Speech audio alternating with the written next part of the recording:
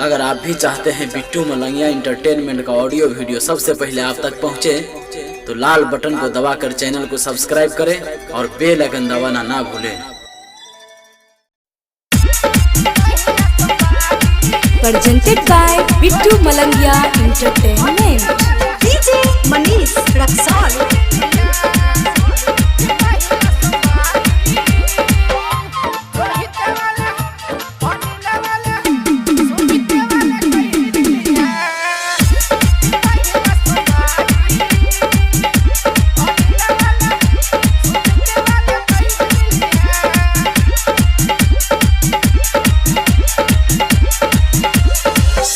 सबर के है जइहा गे रुबिया, सैज सबर के है जइहा गे रनिया, बढ़िया से ये बरो बना ली है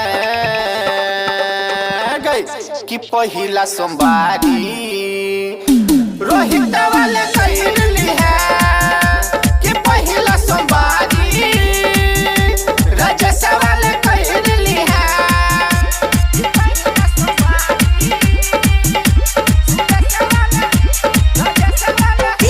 Manish Raksol.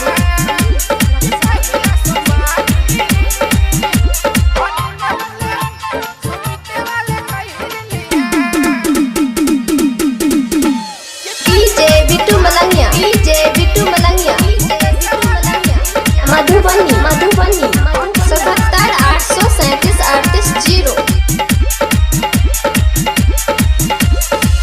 भूखल पियासल छौरी करी है उपास गे,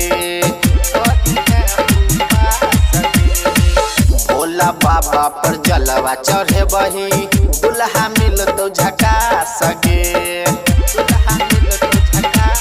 सुनना भूखल पियासल छौरी करी है उपास गे, भोला बाबा पर जलवा चढ़े बही, दुल्हा मिल तो झकास गे, एक बढ़िया से थाली सजाली है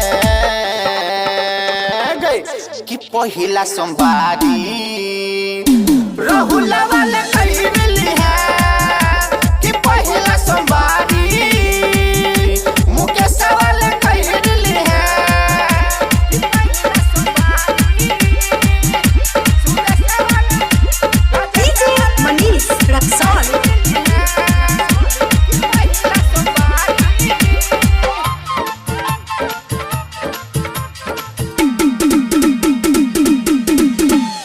DJ Bittu Malangia, DJ Bittu Malangia, Madhubani 77 837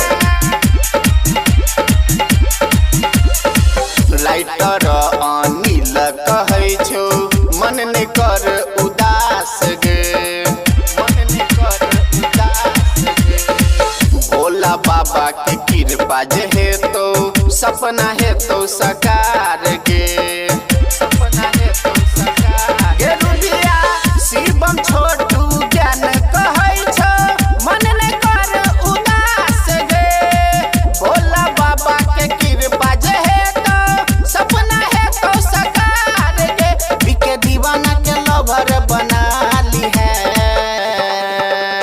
गे कि पहिला सोमवारी सबको सवाल कर ली है कि पहिला सोमवारी अनिल वाले कर ली है।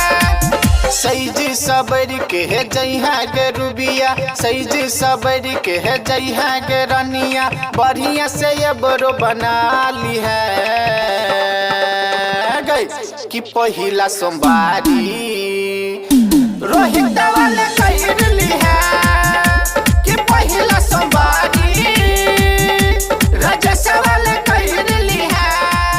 Presented by Bittu Malangia Entertainment.